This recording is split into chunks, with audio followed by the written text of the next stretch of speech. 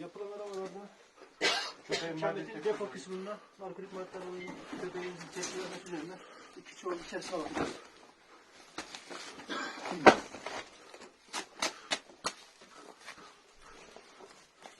Evet, içerisinde lacivert renkli paketlerin olduğu görüldü.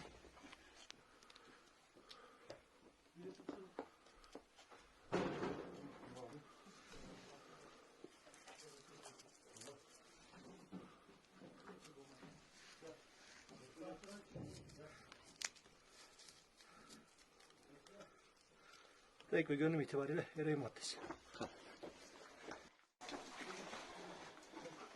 Yapılan aramalarda kentin depo kısmında narkotik maddeler alayım, köpeğin tespit edilmesi üzerine 2 çuval içerisine alıyoruz.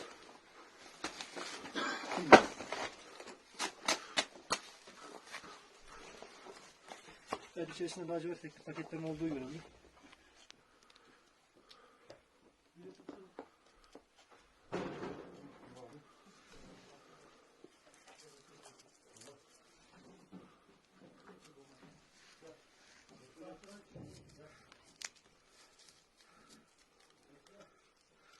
Renk ve görünüm itibariyle eroin maddesi.